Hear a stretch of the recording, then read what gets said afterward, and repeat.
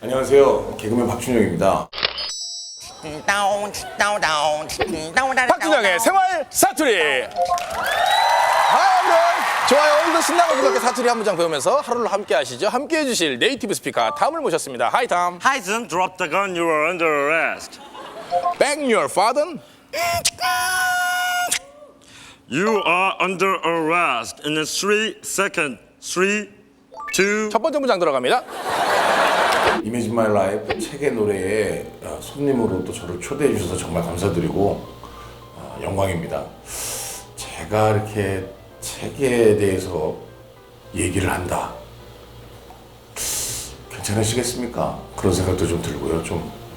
저도 좀 부담스럽습니다. 근데 하여튼 뭐 여러 얘기 나누고 뭐 그러자고 하시니까 어쨌든 불러주셔서 감사합니다. 개그맨의 꿈을 갖게 된 건 뭐 초등학교 때부터고요.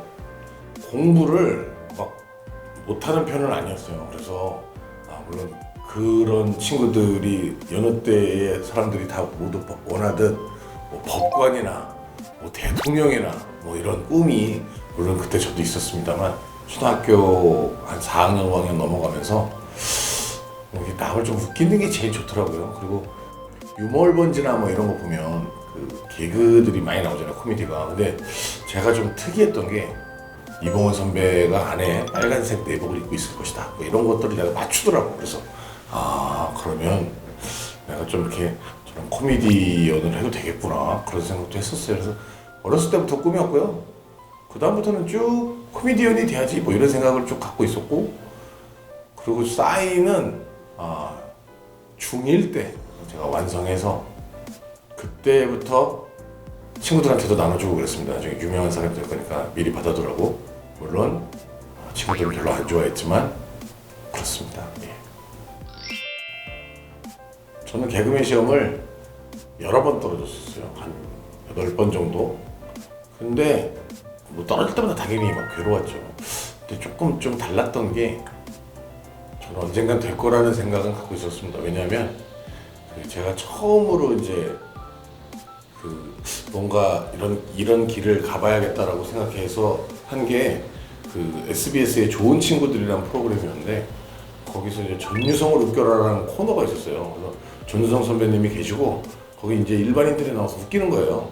근데 제가 웃겼어요. 나가서 그 대학생 때.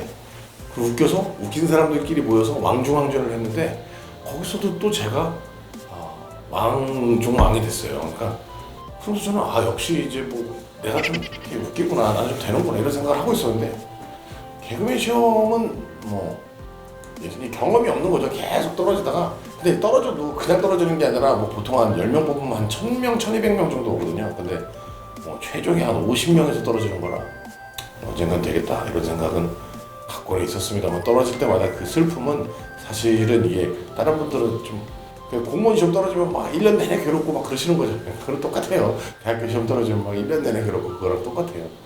근데 이제 다행히 여기는 방송국이 그때 3개였으니까 SBS, MBC, KBS니까 1년에 3번씩 보는 거지. 그렇게 떨어질 수 있잖아요. 그래서 이제 붙을 거다 뭐 그런 생각은 갖고는 있었는데, 그 기간이 뭐 언제쯤일지는 사실은 몰랐습니다. 96년에 겨울에, 가을에서 늦가을에 개그맨 시험 붙었어요. 그럼 뭐 저희는 조금 달랐어요. 제가 막 이제 30명에서 최종 10명, 6명 뭐 이런 데 잘 못 들어가고 그랬거든요.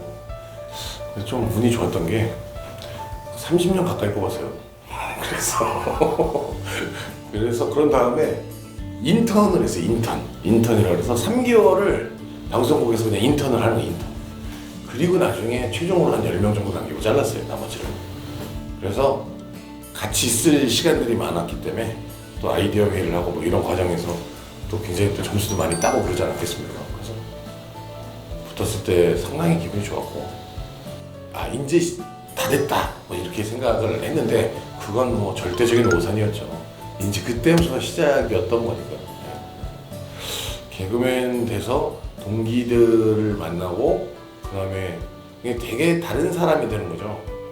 왜냐면 그때 군대 갔다 와서 복학했을 때거든요. 그래서 어제까지 대학을 다니다가 오늘서부터는 방송국을 가는 뭐 그런 사람이 되는 거잖아요. 그래서 그때 그 기분은 좀 되게 신선했어요. 그러니까 어제까지는 제가 경영학과 나왔거든요. 그래서 이렇게 경영학 개론 회계 원리 뭐 이런 책을 들고 다니다가 오늘서부터는 되게 다른 사람으로 다른 그냥 뭐 아무것도 없이 이제 연필, 노트 뭐 이런 거 들고 가방에서 메고 이제 KBS 여의도로 출근하는데 그 누구나 그 루키들은 느끼는 거 있잖아요. 군내 식당 가면 막 밥이 막 나오고 막 그런 거. 물론 이제 대학교 때 학생 식당이 없었던 건 아니지만 그런 것과는 차원이 다른 정말.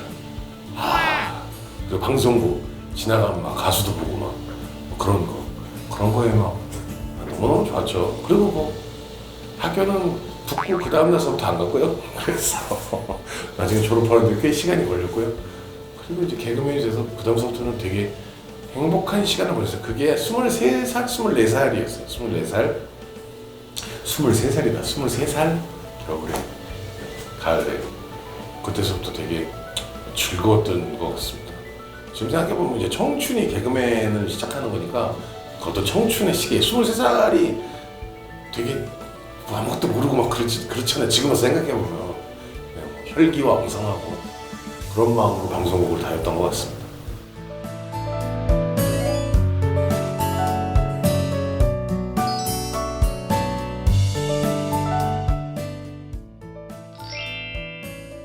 그게 그 말이 사랑의 가족 때문에 나온 말인데요.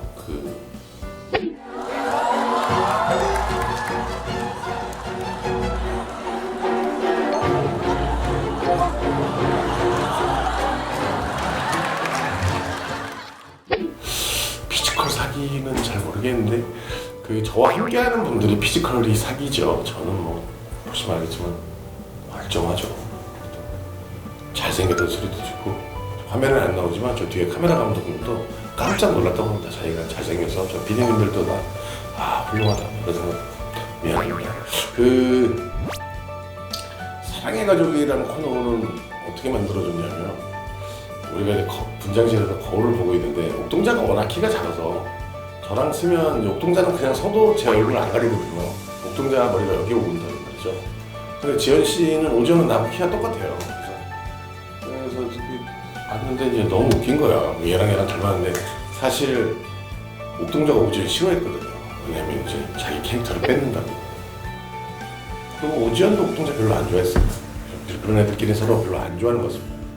박휘순, 오지현, 옥동자, 오정태 이런 애들 서로 안 좋아합니다. 하여튼 그래서 근데 이제 이걸 좀 다 모아서 개그를 하고 싶은 거예요. 다 모아서. 그리고 이제 개그가 이렇게 좀 둘로 나뉘는데요. 이게 받쳐주는 사람과 이제 터트리는 사람으로 좀 나뉘는데 제가 항상 늘 받쳐주는 사람이었거든요. 근데 한 번쯤은 다른 모습을 보여드려야겠다 그래서 제가 터트리는 사람으로 가고 그 앞에 두 명을 받쳐주는 애들을 쓴 거죠. 근데 걔네들 병풍 자체가 워낙 큰 웃음이라 그래서 이제 하이 코미디를 구사한 거죠. 그 당시에는 사실 없었어요. 그래서 그 코미디가 좀 사랑을 많이 받았던 것 같아요. 뭐 이런 거잖아요. 아빠 인어공주는 너무 불쌍해요. 인어공주는 반은 사람이고 반은 물고기고 인어공주가 너무 불쌍해요. 인어공주는 반이라도 사람이지 뭐 이렇게 하는 건데 뭐 이런 거죠. 근데 지금은 이제 생각하면 이제 난 이런 거 갖고 뭐라 그러는 사람들은 솔직히 제 개인적인 생각으로 이해가 안 가요. 외모 비하라고 그러는데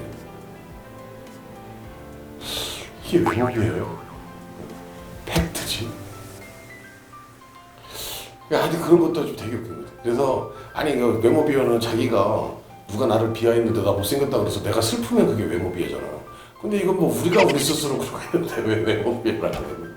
그래서 하여튼 뭐 그런 생각이 좀 들었었고 그래서 그때의 그 개그가 사실은 이제 개그 쪽으로 보면 되게 좀 다른 개그였어요. 여태까지 개그와는 좀 줄이 다른 개그인데 하이 코미디로 한 단계 더 위에서 둘러치는 그런 개그였기 때문에 좀 저 개인적으로도 그런 개그 되게 좋아했어요. 이런 거 아빠 저 반장이 되고 싶은데 반장이 되려면 어떻게 해야 돼요?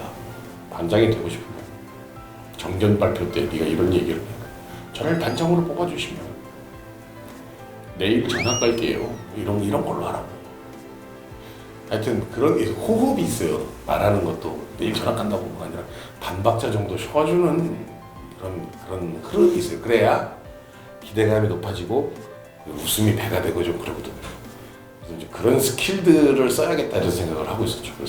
그래서 이제 근데 그렇게 하면서 이제 웃음을 참아야 되는데 나도 원래 안 웃어야 제일 웃긴 건데 오지은 씨 같은 경우는 웃음도 많을 뿐더러 잘 못 참고요.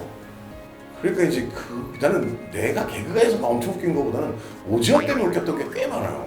약간 좀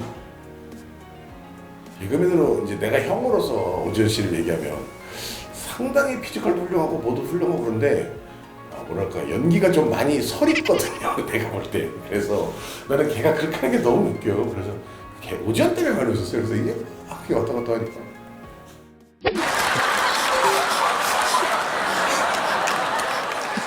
아빠, 학원에서 비가 많이 나와서 우산을 쓰고 가는데 한 여학생이 제 우산으로 들어왔어요. 그래. 그 여학생이 얼마나 버티든. 그래서 좀 피지컬이 사기다. 어인 박준영 어인설 이런 거 나오고 그랬었어요. 근데 그게 그때 있었던 설이 아니에요. 그게 유튜브를 통해서 요즘 나오니까 그래서 요즘 막 그랬던 거지. 그때는 뭐 그냥 그렇게 넘어갔어요. 근데 그 해 그 코너가 최우수 코너상을 받았습니다. 그래서 사실은 이제 이런 류의 하이 코미디가 많이 좀 생기면 꽤 많은 웃음을 줄 수도 있을 것이다. 지금도 사실은 그런 생각 하고 있고요.